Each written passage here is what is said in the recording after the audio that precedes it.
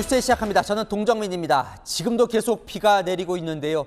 어제 뉴스 직후 쏟아진 폭우에 이 밤새 놀랐던 터라 수도권 특히 서울 시민들 걱정이 많습니다. 기상 관측 이래 그러니까 115년 만에 가장 많이 내렸다죠. 1년 서울 강수량의 거의 30%가 하루에 쏟아졌다니까요. 감전사, 침수, 급류, 붕괴 여러 이유로 8명이 숨지고 7명이 실종되는 인명피해도 겪었습니다. 오후 6시 현재 기상도인데 구름이 뒤덮은 모습 보이시죠? 기상청은 어느 지역이든 이 비구름대가 뭉쳐버리면 시간당 100mm 이 폭우가 내릴 수 있다고 합니다. 먼저 피해 상황을 백승현 기자가 정리했습니다. 서울 도심도로가 강처럼 변했고 차량이 거센 물살을 이기지 못하고 떠내려갑니다. 물이 찬 경부고속도로 입구엔 주인이 놔두고 간 차량이 곳곳에 방치돼 있습니다. 하수관을 역류한 빗물은 공중으로 뿜어져 나오고 도로를 따라 폭포수처럼 쏟아져 내립니다. 심해졌어, 사고가. 저거 어떻게 할 거야? 기록적인 폭우가 서울을 포함한 중부지방을 강타했습니다. 어제부터 오늘 오후까지 서울 동작구에 453mm의 폭우가 쏟아졌는데 연평균 강수량의 30% 넘는 비가 하루 만에 내린 겁니다.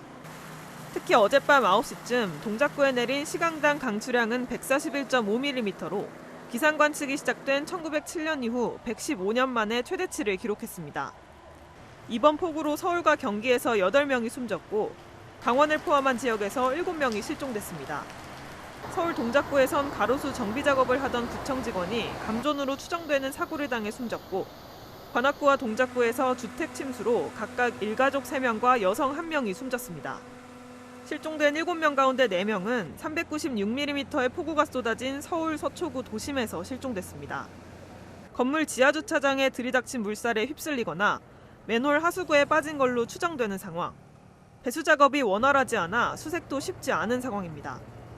하천이 범람하면서 이재민도 300명 넘게 발생했습니다.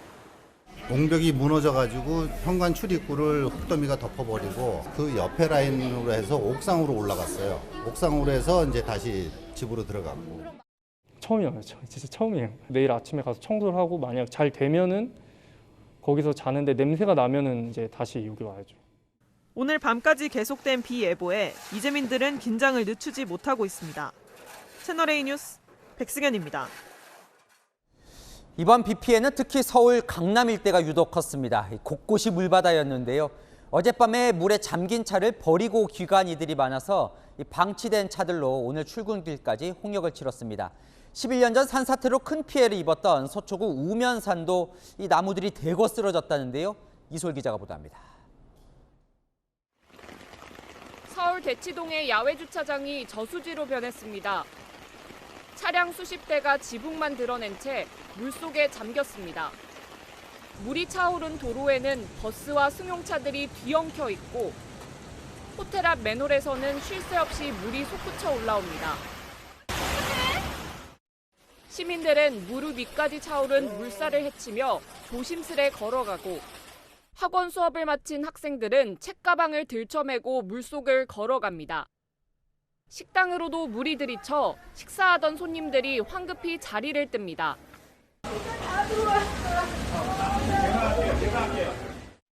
서울 강남역 일대를 뒤덮은 침수의 여파는 오늘 오전까지 이어졌습니다. 물 빠진 도로 위에 수십 대의 차량이 세워져 있습니다. 물살에 떠밀려 세워져 있는 방향도 제각각입니다. 출근 차량들이 이리저리 피해 지나가지만 교통은 마비가 됐습니다. 도로 위에는 침수로 고립됐던 차량들이 그대로 세워져 있는데요. 차량 한 대는 보도블럭이 자전거 거치대에 아슬아슬하게 걸쳐져 있고요. 트렁크는 이렇게 열려 있습니다. 겨우 몸만 피한 채 차를 빠져나온 운전자는 당시 상황이 아찔하기만 합니다.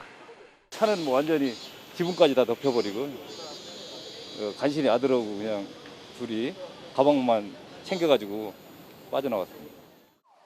손해보험협회에 따르면 서울 강남권을 포함한 차량 피해 접수 신고는 오후 2시 기준으로 4,800대에 이릅니다.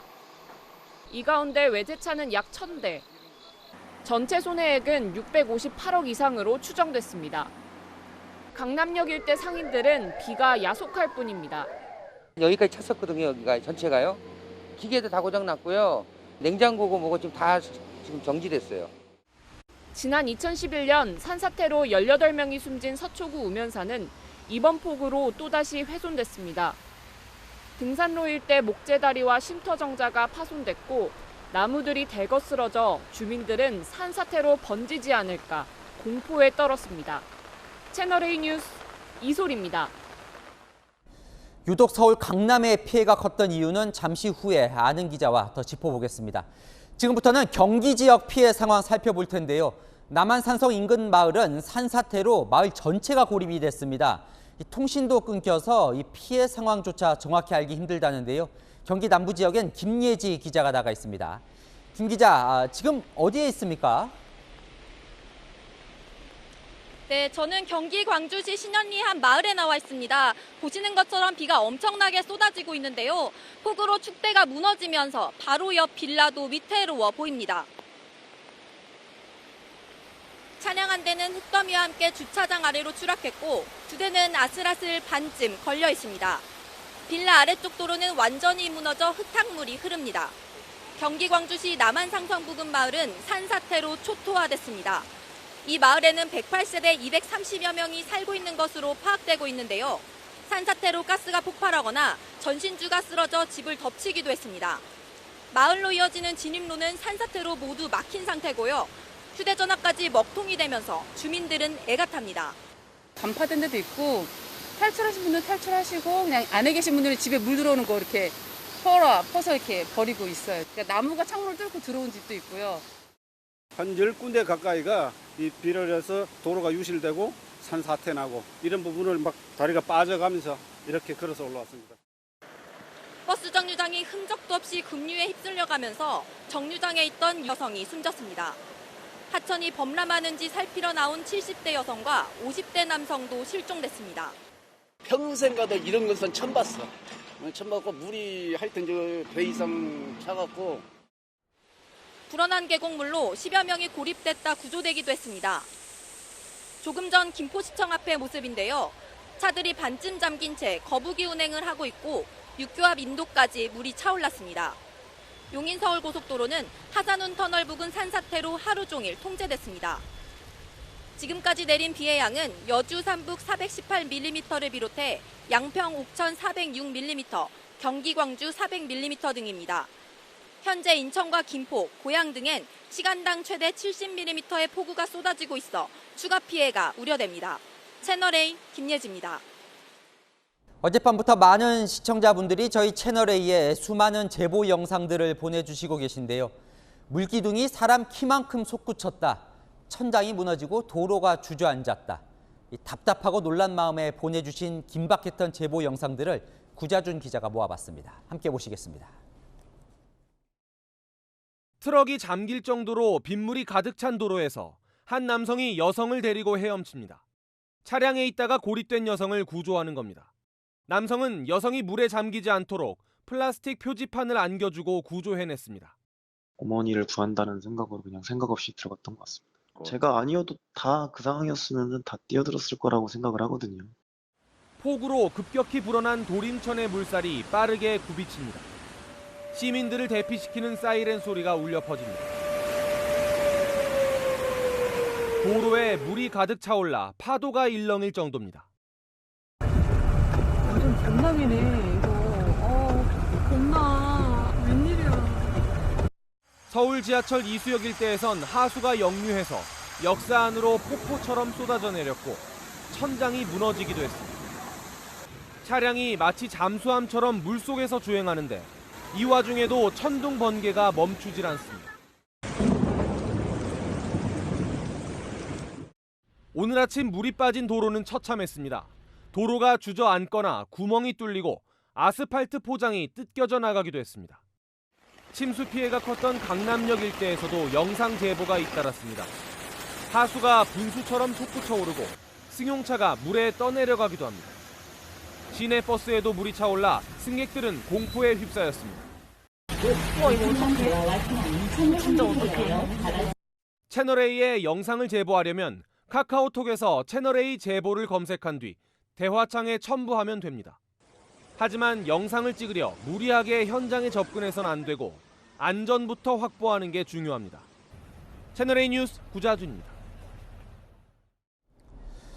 안타까운 인명피해도 있었습니다. 서울 관악구 반지하에 살던 일가족 3명이 숨진 채 발견됐습니다.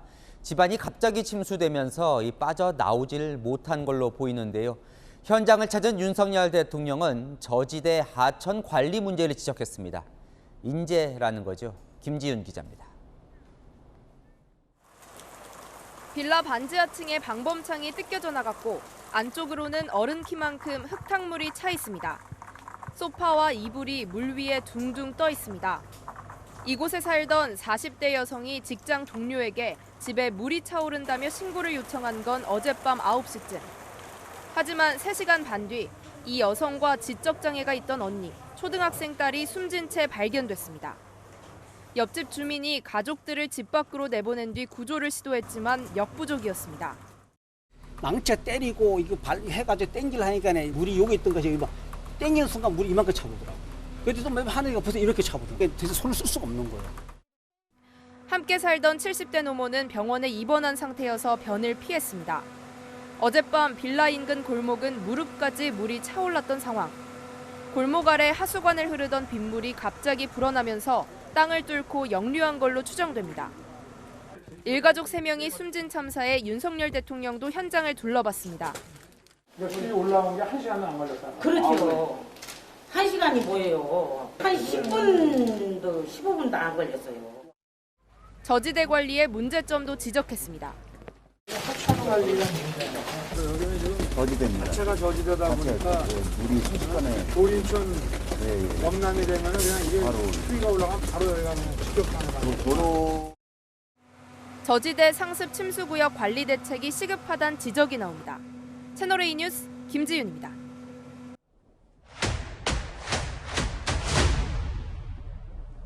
아는 기자, 아자 시작합니다. 문화스포츠부 조현선 기자 나와 있습니다. 조 기자, 어제 이 뉴스 시간대만 해도요. 한두 시간 뒤에 이렇게 비가 많이 올 거라고는 제가 몰랐던 것 같은데 기상청도요. 예측을 못했던 겁니까? 네, 기상청은 많은 비가 올 것으로 주의를 당부는 했습니다. 그런데 이번 폭우 기상청의 예상을 훨씬 뛰어넘었습니다. 이번 비 관측 사상 최대치입니다. 말 그대로 비의 양도 형태도 모두 처음이라서 기상청도 이 정도로 쏟아질 줄은 몰랐다는 겁니다. 자, 어느 정도였냐? 어제 집중 시간대인 오후 8시부터 10시 사이의 레이더 영상을 준비를 했습니다. 보시면 강남 지역으로 보라색과 검정색 구름이 이따금씩 지나가고 있는데요. 이 검정색은 한 번에 그러니까 시간당 110mm 이상이 쏟아지는 구역을 의미를 합니다. 검정색은 사실 저도 처음 보는 건데 기상청도 흔히 볼 수 없는 수준이라고 설명을 하더라고요. 네, 물론 많이 왔어요. 많이 왔는데 이 서울, 강남, 특히 강남역 주변은요. 그래도 비만 오면 이렇게 뭔가 침수가 되는 것 같거든요. 왜 그런 겁니까? 맞습니다. 강남역 일대 침수는 이번이 처음이 아닙니다. 침수 취약 지역으로 지난 2010년과 2011년에도 폭우로 피해를 본 적이 있습니다.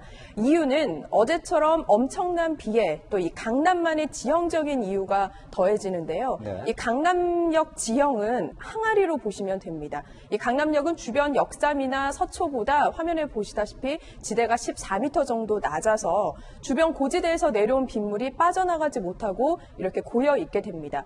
게다가 배관 시설도 지형에 맞지 않게 되어 있고 강남 일대는 아스팔트 땅이 대부분이라서 이 빗물이 쉽게 흡수되지도 않는 거죠. 네, 이런 이유를 이제 서울시도 알고는 있거든요. 그래서 시청자분께서 질문을 주셨는데 10년간 공사도 했다는데 그 공사는 그럼 제대로 안 된 거냐 이렇게 물어보셨는데요. 네, 2011년 폭우가 휩쓴 뒤에 말씀하신 대로 정부가 강남 지역 침수 배수 개선 대책을 발표는 했습니다.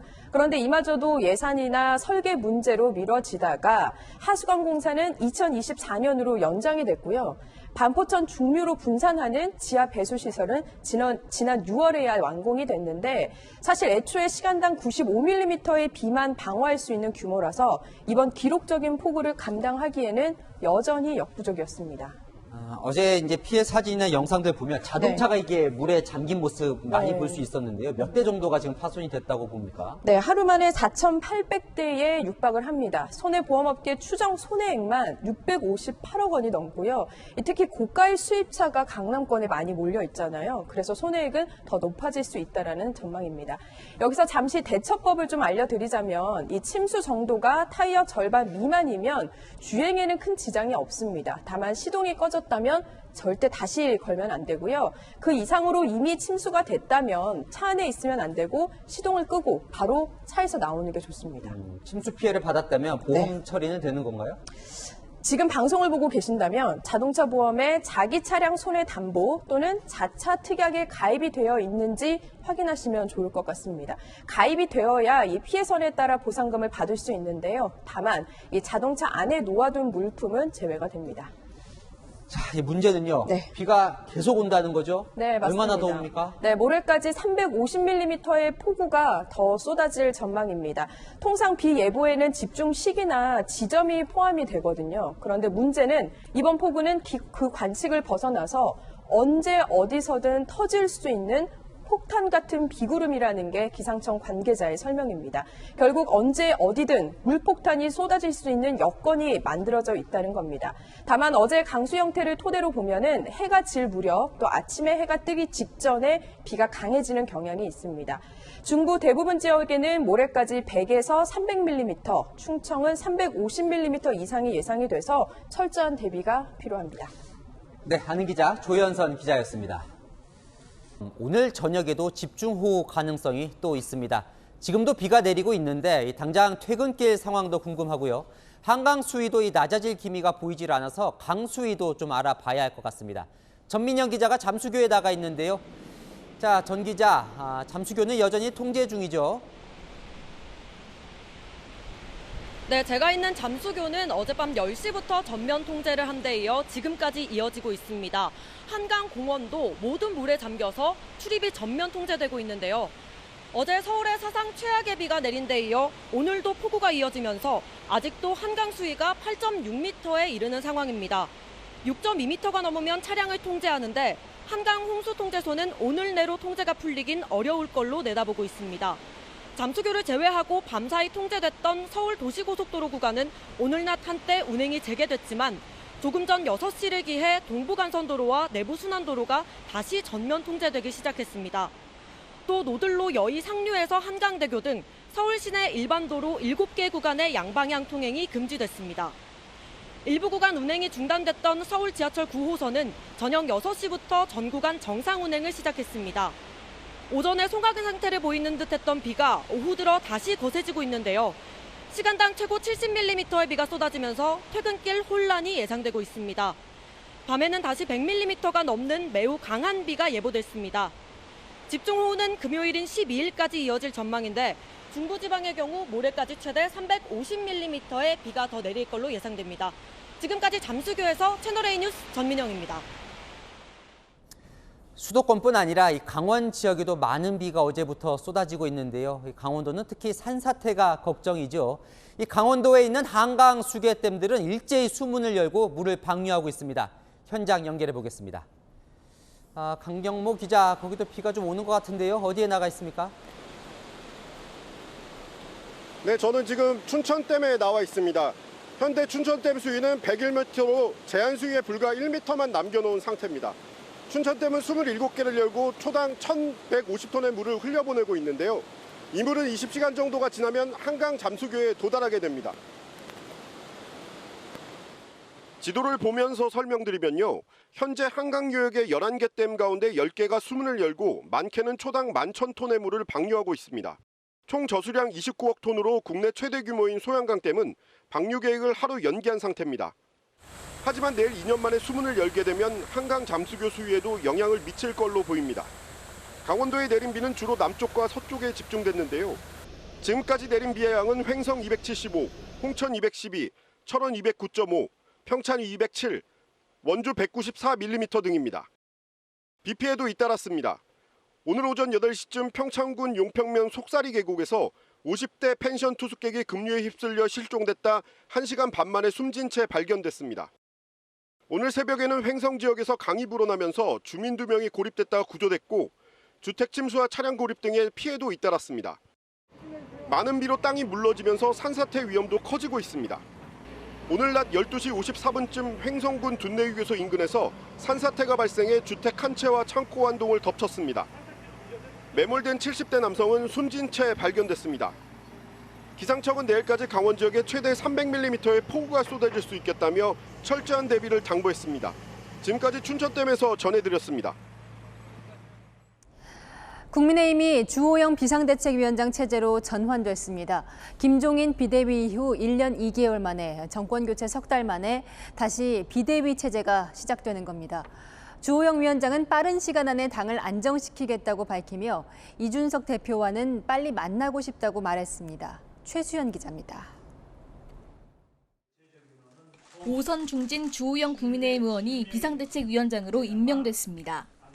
21대 총선 참패 이후 들어선 김종인 비대위 이후 1년 2개월 만입니다. 비상대책위원장은 주호영 의원으로 가결되었음을 선포합니다.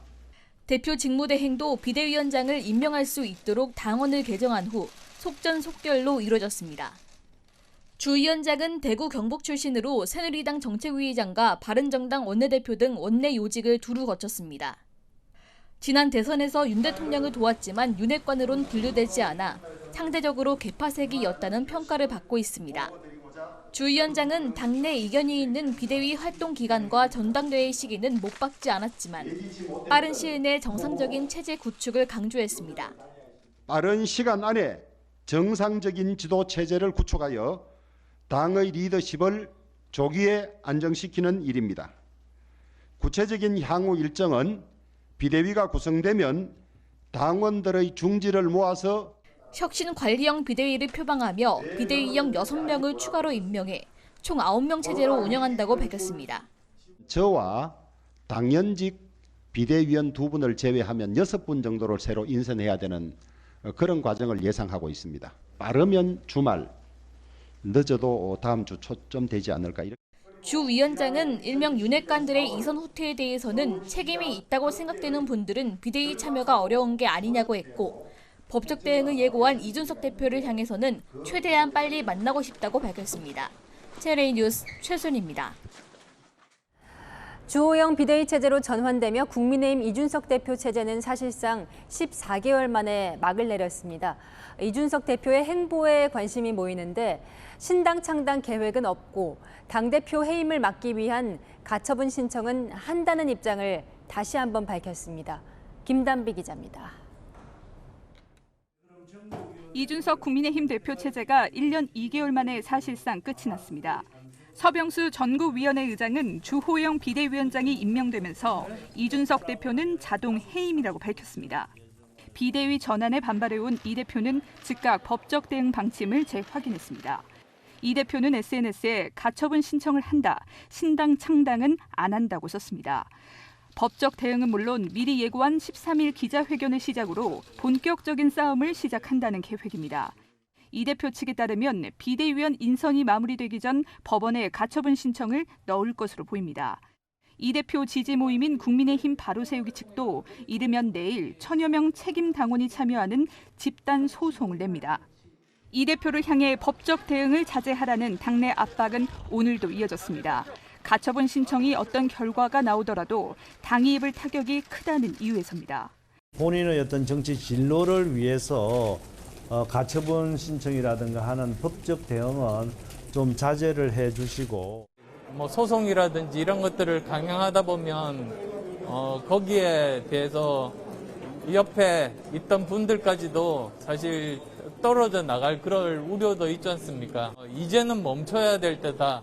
이 대표와 함께 가처분 신청을 검토하던 친이준석계 김용태 국민의힘 최고위원도 국가, 국민, 당을 위해 무엇이 중요한지 고민했다며 법적 대응을 하지 않기로 했습니다. 채널A 뉴스 김탄비입니다. 더불어민주당 당권주자들은 부정부패로 기소된 사람의 당직을 정지시키는 당헌을 놓고 정면 충돌했는데요. 이재명 의원이 검찰의 야당 탄압 통로가 될 수 있다며 이 당헌 개정에 찬성하는 입장을 처음으로 밝혔습니다. 우현기 기자입니다. 재판에 넘겨줘도 당직을 유지하도록 당헌을 고치자는 청원을 놓고 박용진 민주당 의원이 선제 공격에 나섰습니다. 어쩌다가 우리 민주당이 부정부패에 대한 결연한 의지를 표현하는 당규조차를 이렇게 개정하려고 하는지. 이재명 후보님, 이 당헌 80조 개정에 대한 입장 어떻습니까? 그동안 침묵했던 이재명 의원은 처음 입장을 밝히며 맞받아쳤습니다. 여당의 정부의 야당 침탈 루트가 될 수 있다라는 점에서 저는 기소만으로 하는 것은 적절치 않다. 강성 지지자들의 주장에 이 의원도 동조하고 나선 겁니다. 검찰과 경찰 수사를 받는 이재명 방탄용이라는 지적을 놓고도 격돌했습니다. 당원들의 운동이 생기기 전에 이미 전대준비위와 비대위에서 이걸 추진했던 걸로 알아요. 저는 모르는 사실을 네, 알고 네, 계십니다. 그렇습니다. 여당일 때는 저는 뭐 상관이 없는 조항인데 야당이 됐는데 지금 검찰공화국이라고 불릴 정도로 검찰의 예를 들면 지나친 권력 행사가 문제 아닙니까? 이걸 개정하려는 게 저 때문이 아닙니다. 여당 됐을 때 다르고 야당 됐을 때 도덕적 기준 다르다 이런 또 다른 내로남불 논란. 시기가 좀 적절치 않다라는 부분은 지적해야 된다. 이재명 의원은 검수완박 법안 처리에서 위장 탈당 논란을 빚은 민형배 의원 복당을 두고는 개인 이익을 위해 한 일이 아니다며 긍정적으로 검토할 만하다고 옹호했습니다. 채널A 뉴스 우현기입니다. 김혜경 씨 법인카드 유용 의혹 사건으로 조사를 받은 뒤 숨진 채 발견된 김모 씨가 경기도의 예산과 정책을 심의하는 위원으로 활동했다는 사실 전해드렸습니다. 채널A가 당시 활동했던 위원들의 명단을 확보했는데요. 김 씨의 경력만 다른 민간 위원들과 차이가 나서 누가 추천했는지 의혹이 일고 있습니다. 신선미 기자입니다. 지난해 임명된 경기도 지방보조금 심의위원회 명단입니다. 15명의 위원 목록에 김모 씨가 포함돼 있습니다. 김혜경 씨 법인카드 유용 의혹 사건과 관련해 참고인 조사를 받은 뒤 숨진 채 발견된 40대 남성입니다. 김 씨는 지난해 3월 임명돼 내년 2월 말까지 2년 동안 위원으로 활동한다고 기록돼 있습니다. 지방보조금 심의위원은 공공단체와 민간에 보조금을 집행할 때 집행 여부와 지원 규모 등을 결정하는 역할을 맡습니다. 당연직 위원으로 참여하는 도청 공무원 3명 외에 12명은 외부 위촉직으로 구성됩니다. 위촉직 위원의 경우 민간 전문가, 대학 교수 등 지방 보조 사업에 대해 전문적 식견을 갖추도록 규정하고 있습니다. 실제로 지난해 활동한 위원들 가운데 3명은 대학 교수, 나머지는 지방 재정이나 행정 관련 시민단체 소속, 세무사, 회계사로 활동 중입니다. 김 씨는 직원 수 5명 내의 유통업체 소속으로 위원 중 유일한 중소기업인입니다. 김 씨가 위촉되기 전 위원 중에는 기업인이 1명도 없었습니다. 전현직 위원들은 위원 임명이 경기도청의 추천으로 이루어진다고 설명했습니다.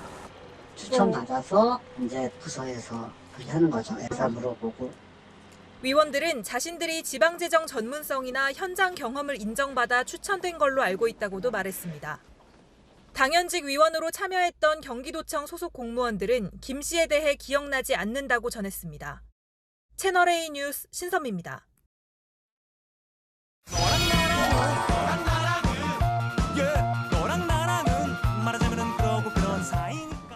여랑야랑 정치부 정한희 기자와 함께합니다. 첫 번째 주제 보겠습니다. 대통령이 휴대폰을 들고 있네요. 네, 이 간밤 기록적인 폭우에 윤석열 대통령이 자택에서 전화로 대처한 것을 두고 폰트롤 타워냐는 야당 비판이 나왔습니다. 비상 상황을 진두지휘하는 곳을 컨트롤 타워라고 하죠. 야당에서는 컨트롤 타워는 없고 폰트롤 타워만 있다, 무능하다 등 비판이 쏟아졌습니다.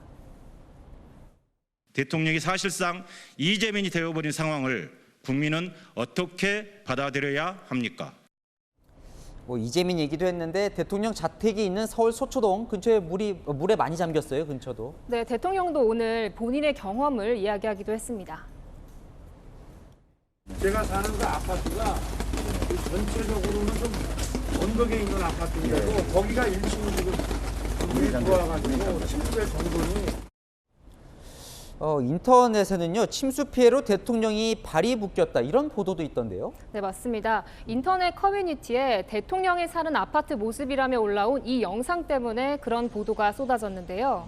그러니까 엘리베이터 문틈 사이로 이렇게 물이 막 새고 있어요. 네, 하지만 제가 대통령이 사는 아파트 관리사무소에 물어보니 다른 아파트라고 해명했습니다. 해프닝이었던 거죠. 자, 야당은요, 현장에서 이제 챙기질 않았다 이렇게 대통령을 비판을 했는데 대통령실은 뭐라고 합니까? 네, 대통령실은 매뉴얼대로 한 거라고 반박했습니다. 바쁜 현장을 찾아서 지휘하면 오히려 혼선만 야기해 현장은 상황이 진정되고 가는 게 원칙이라고 해명했는데요. 대통령이 가면 보고나 의전을 신경 쓸 수밖에 없어 방해가 된다고도 했습니다. 새벽 3시까지 실시간으로 집에서 보고받고 지시를 내렸고 오늘 아침 상황실에서 긴급회의를 주재했다고 설명했습니다. 네, 다음 주제 넘어가 보겠습니다. 오늘 국회에서 쪽지 한 장이 논란이 됐다고요? 네, 맞습니다. 어제 자진 사퇴한 박순애 전 장관을 대신해서 장상윤 교육부 차관이 국회 교육위 회의에 참석했는데요. 장 차관이 받은 쪽지 한 장이 카메라에 포착됐습니다. 아이고, 이번에도 뭐 몰래 보려다가 또 찍힌 건가요? 누가 보낸 거예요? 권성현 대통령실 교육비서관 이름이 적혀 있고요. 오늘 상임위에서 취학연령 하향 논란 관련 질문에 대해선 언급하지 않는 게 좋겠다 이런 내용인데요. 야당은 즉각 반발했습니다. 차관은 여기 와서 그냥 허수아비 노릇하고 컨트롤 타워는 대통령 비서관들이 그 배후에 있다는 것이거든요. 메모를 제가 직접 받은 건 아니고 참고 자료로 전달을 받은 겁니다. 교육부도 이 부분에 대해서 야당 의원님들한테 오해 빌미를 줄 행동을 하지 마세요. 이 대통령실과 교육부가 현장에서 그것도 쪽지로 이런 이야기를 나눈다는 것도 잘 이해는 되지 않는데요. 네. 그래서요, 이 차관은 대통령실 요구대로 언급을 하지 않았나요? 이 대통령실의 바람과 달리 오늘 교육위에서는 언급을 자제할 수 없는 상황이 벌어졌습니다. 만 5세 초등학교 입학 문제 그 부분에 대해서 좀 말씀해 보십시오. 예, 그 짧게 말씀드릴 수 있다면 국민들께서 원하지 않는 정책 짧게 안 하셔도 되고 예. 제대로 좀 답변을 하세요. 브리핑 과정에서 마치 추진이 확정된 것으로 보도가 되고 오해가 있어서 장 차관은 초등학교 입학 연령 하향 정책이 현실적으로 추진하기 어려워졌다고 판단한다고 토로했습니다. 네, 하나 더 보겠습니다. 자, 두 의원 어제는 뭐 노룩 악수 이렇게 전해드렸는데 오늘은 악수를 했나 보죠. 그렇습니다. 두 사람 오늘은 토론회에서 만났는데요. 이재명 의원이 악수도 하고 사과도 했습니다. 영상으로 보고 오시죠. 오늘 박영진 후보님은 우리 화장실에서 만나가지고 인사를 했는데 화장실에서 제가 미처 손도 닦지 않으신 이재명 후보님께 손을 내밀었고 제가 얼른 악수를 어쨌든 그날 제가 다른 거 뭐 집중을 하느라고 근데 미안합니다. 제가 잘 챙기도록 하겠습니다. 서운할 건 없었고 다른 분들이 오해하실까 봐. 네. 토론 내내 이렇게 분위기가 좋았습니까? 그렇진 않았습니다. 주도권을 가지고 몇 차례 신경전이 벌어졌는데요. 이재용 부회장에 대한 사면에 대해서 어떻게 생각하십니까? 우리 박 후보님 의견부터 말씀을 좀 해주시죠. 제 주도권입니다. 그럼 먼저 말씀해 주시죠. 그게 제 답입니다. 제가 제 의견 말씀드릴게요. 네, 시간 가고 있습니다. 부정부패를 한 경우에는 잠깐만 조금만 더 할게요. 네. 부정부패를 한 경우에는 제 주도권인데. 네? 아니 말씀하세요. 아까도 제가 충분히 시간 좀 드렸는데 좀.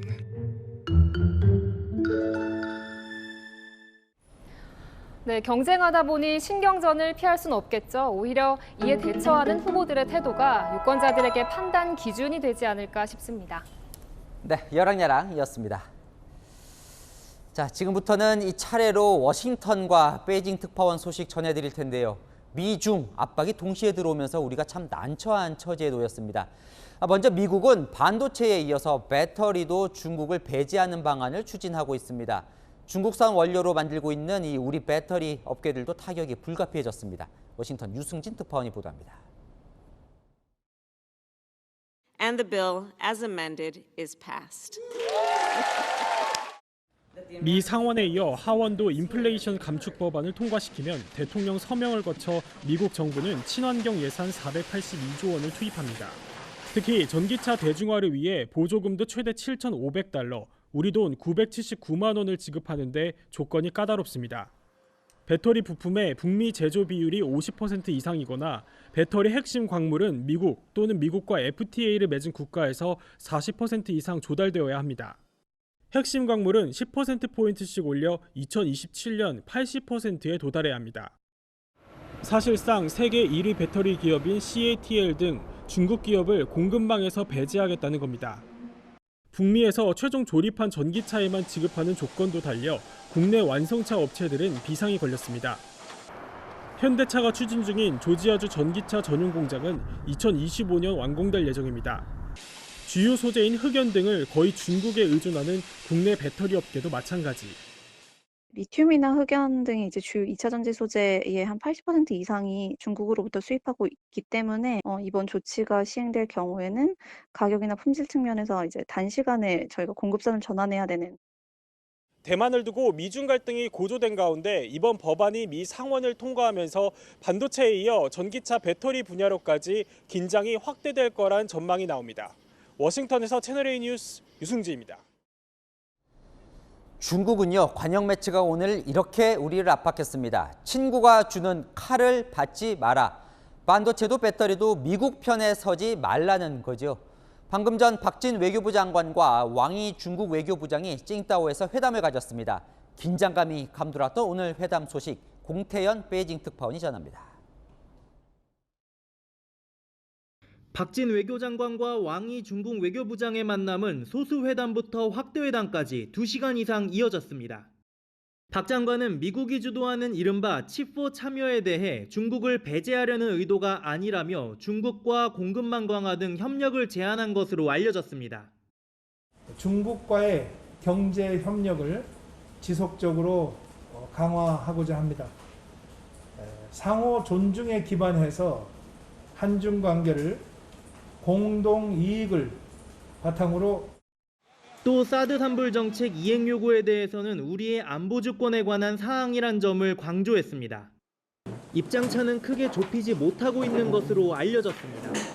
대신 박 장관은 중단됐던 정부 간 협의 채널을 본격 가동하겠다고 밝혔습니다. 这次访问是朴正外长首次访华，也是韩国新政府上台后首个访华的高级别团组。 중국 언론들은 사드 배치와 칩4 가입 등 미국 편에서는 한국에 대해 한국은 친구가 건네는 칼을 절대 받아서는 안 된다며 견제했습니다. 한국의 칩4 가입을 막을 수 없다면 중국 입장을 대변하도록 한국을 이용하자는 주장도 나왔습니다. 오는 24일 한중 수교 30주년을 앞두고 우호 증진을 위한 회담이었지만 쌓여있는 양국 난제들로 가시밭길이 이어지고 있습니다. 베이징에서 채널A 뉴스 공태연입니다. 네. 국내 대형 증권사 중 한 곳이죠. 한국투자증권의 증권거래 시스템이 전산장애로 15시간이나 마비됐습니다. 밤사이에 거래하는 해외 주식 투자자들의 피해가 특히 컸습니다. 김승희 기자입니다. 전산장애로 한국투자증권의 홈페이지와 모바일 앱 접속이 중단된 것은 어제 오후 4시쯤. 밤새 먹통이더니 15시간이 훌쩍 넘은 오늘 아침 7시 15분에야 거래 시스템이 복구됐습니다. 이번 접속장애로 투자자들은 시간외 거래나 밤사이 해외 주식 거래를 할 수 없었습니다. 미국 주식의 경우 상하한가가 따로 없어 변동성이 크기 때문에 제때 팔지 못하면 큰 손실을 볼 수 있습니다. 전체 주식의 70%를 미국장에 투자하는 직장인 이모 씨는 예정돼 있던 거래를 못해 분통을 터뜨렸습니다. 처음에는 제 인터넷이 문제가 있는 건가 싶어가지고 봤는데 다른 이제 증권사역은 다 되는데 한 통은 안 돼가지고 되게 당황스러웠죠. 정기적으로 하는 날이었는데 안 되니까 루틴이 흐트러지는 거라 가지고. 투자자들이 모인 온라인 커뮤니티에서는 더 이상 못 믿겠다며 집단 소송을 하겠다는 반응까지 나옵니다. 한국투자증권은 대고객 사과문을 내고 오는 12일까지 민원을 접수받은 후 로그인 기록, 전화주문 내역 등을 확인해 내부 규정에 따라 매도 차액 등 손실액을 보상하겠다고 밝혔습니다.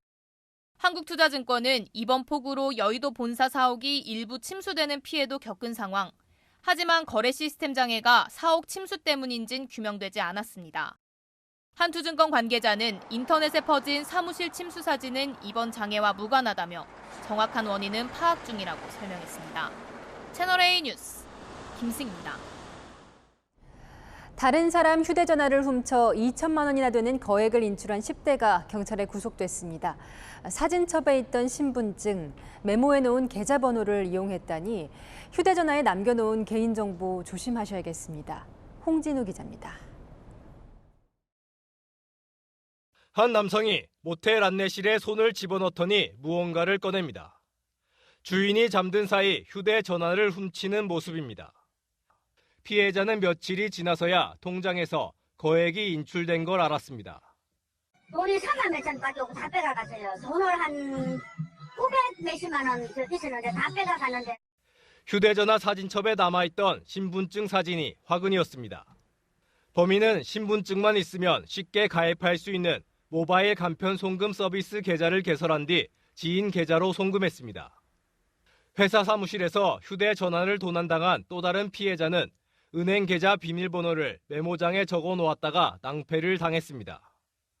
A군은 이 같은 수법으로 휴대전화 석 대를 훔쳐 모두 40차례에 걸쳐 2천만 원이 넘는 돈을 빼낸 혐의를 받고 있습니다. 피해자들은 주로 50에서 60대로 이들은 휴대전화만 도둑맞은 줄 알았고 현금이 사라진 건 뒤늦게 은행 업무를 보면서 알게 된 것으로 드러났습니다. 지난 5월 고등학교를 중퇴한 A군은 생활비 마련을 위해 범행을 저지른 것으로 파악됐습니다. 즉시 신고가 안 되기 때문에 그 휴대폰 사용이 가능했습니다. 그 휴대폰 등에는 그 비밀번호나 주민등록증 등 그 개인정보를 저장하지 마시고. 법원은 A군에 대해 구속영장을 발부했고 경찰은 송금받은 지인 등을 상대로 공범 여부를 조사하고 있습니다. 채널A 뉴스 홍진우입니다. 인하대에서 여학생을 성폭행하려다 건물에서 추락해 숨지게 한 남학생에게 검찰이 살인죄를 적용했습니다. 추락한 여학생을 그대로 두면 숨질 수 있다는 걸 알면서도 도망갔다는 이유입니다. 조현진 기자입니다. 마스크와 모자로 얼굴을 가린 남성이 경찰서를 나옵니다. 인하대에서 동급생을 성폭행하려다 추락해 숨지게 한 혐의로 구속된 남학생입니다. 왜 도주하셨죠? 죄송합니다. 경찰은 남학생에 대해 준강간치사 혐의를 적용해 검찰에 넘겼습니다. 그러나 검찰은 보완 수사를 통해 살인 혐의를 적용했습니다. 검찰은 건물 2, 3층 사이 복도에서 8m 아래로 추락한 피해 여학생이 사망할 수 있다는 사실을 알면서도 가해 학생이 도주한 것으로 판단했습니다.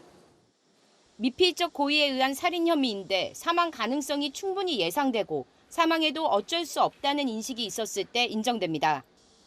피의자는 당시 범행에 대해 대부분 술에 취해 기억이 나지 않는다고 진술한 것으로 알려졌습니다.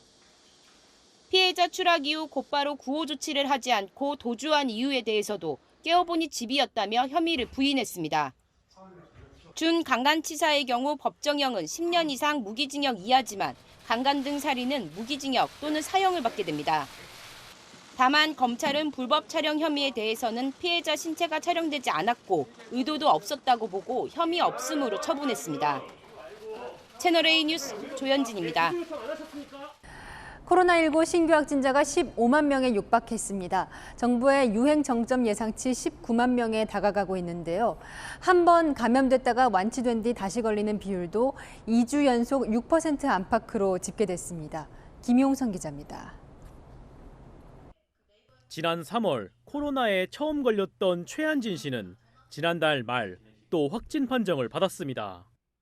무증상이던 첫 감염 때와 달리 두 번째 확진 때는 열이 38도까지 오르고 몸살에 시달렸습니다. 항체가 있을 거라고 생각을 했고, 그리고 아직 4개월 정도밖에 되지 않아서 절대 저는 걸리지 않을 거라고 생각을 했는데 걸리게 돼서 사실 좀 당황했습니다. 코로나 재유행이 한 달 넘게 이어지면서 재확진 사례도 급증하고 있습니다. 7월 셋째 주, 넷째 주 확진자 중 재감염자는 5에서 6%에 달합니다. 확진자 100명 중 대여섯 명은 재감염자라는 건데 한 달 전과 비교하면 2배가량 늘었습니다. 누적 재감염자 14만 2천여 명 중 올해만 2번 감염된 사람이 절반에 가까운데 오미크론 계열 바이러스에 2번 감염된 걸로 추정됩니다. 5개월밖에 안 됐는데 걸린 거죠. 아니 정말 예상 못했어요. 이번에 두 번째 걸리고 나니까 확실히 걱정이 많이 되더라고요. 올해 초 오미크론 대유행 때 감염으로 생성된 자연항체가 시간이 지나면서 약화됐기 때문으로 보입니다. 면역 회피성이 강한 BA.5 검출률이 4분의 3을 넘으면서 재감염률은 더 높아질 전망입니다.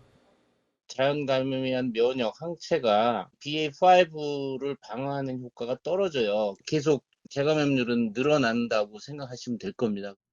방역 당국은 백신 접종 횟수가 많을수록 재감염의 위험이 줄어든다며 4차 접종을 재차 권고했습니다. 채널A 뉴스 김용성입니다. 중부지방에 물폭탄이 쏟아지면서 전국 곳곳에 산사태 위기경보도 발령됐습니다. 2년 전 전남 곡성에서는 산사태가 5명의 목숨을 앗아갔죠. 복구도 아직이고 수사조차 끝나지 않았습니다. 남영주 기자가 다시 가봤습니다.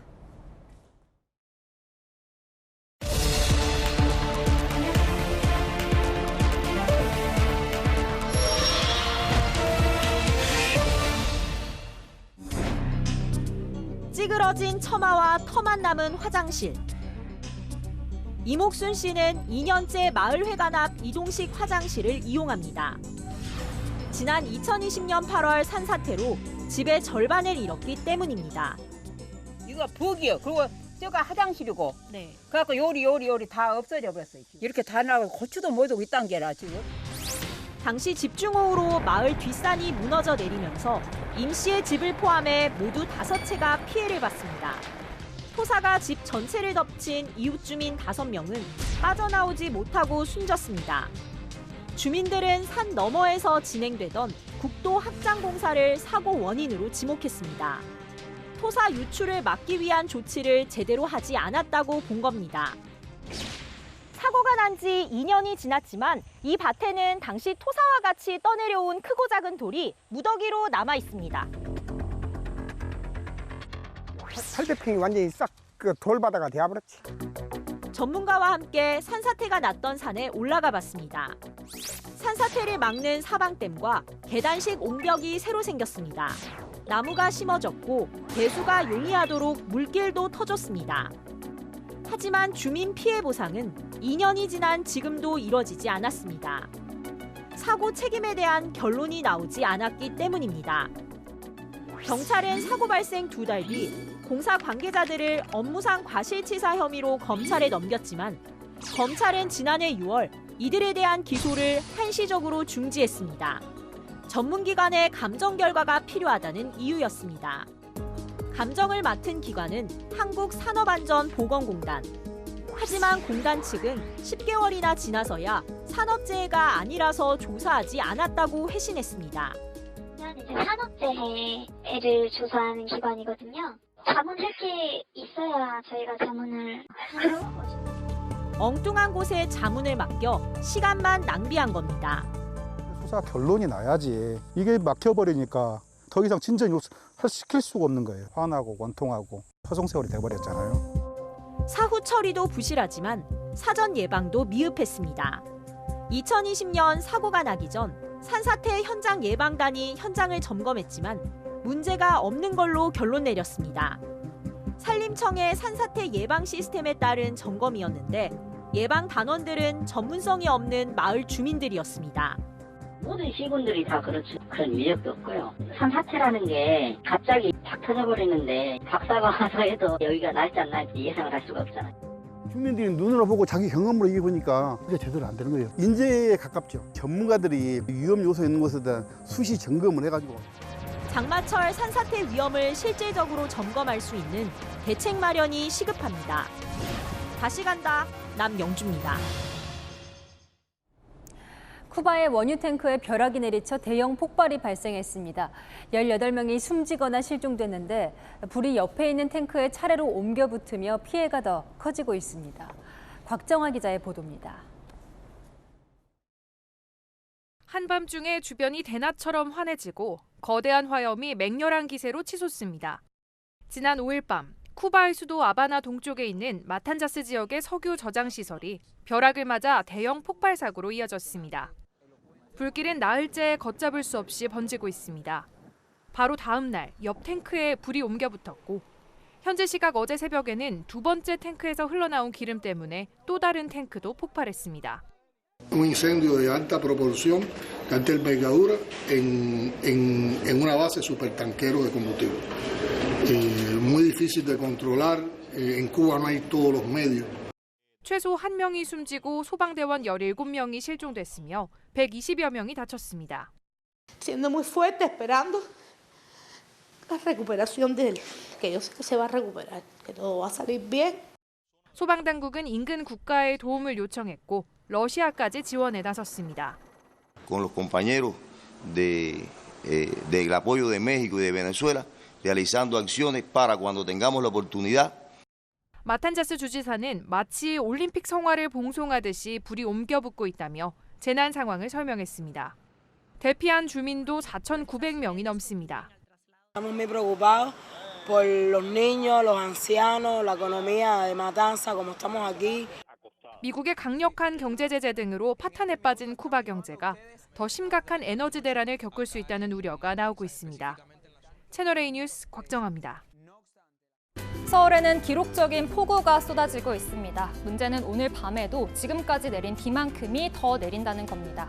현재 수도권과 강원 영서에는 호우경보가 내려져 있는데요. 오늘 밤에는 충청 지역에도 호우예비특보가 내려졌습니다. 모레까지 충청은 350mm 이상이 더 내리겠고요. 그 밖에 중부와 경북, 또 전북은 100에서 300mm가 예상됩니다. 비가 내리는 지역은 돌풍과 천둥, 번개를 동반하겠고 시간당 50에서 100mm 이상의 매우 강한 비가 예상됩니다. 각별히 주의하셔야겠습니다. 비가 많이 내린 중부지방의 더위는 주춤하겠지만 남해안과 제주는 무더위가 계속됩니다. 내일 아침 서울과 강릉의 기온은 23도로 출발하겠고요. 한낮에는 서울 30도, 대전은 28도, 제주는 35도까지 오르겠습니다. 다음 주 초반까지 중부지방의 비는 계속될 전망입니다. 날씨였습니다. 종일 박원순 타신의 오세훈 타신의 서울시 의회 타신의 책임 공방이 거셌습니다.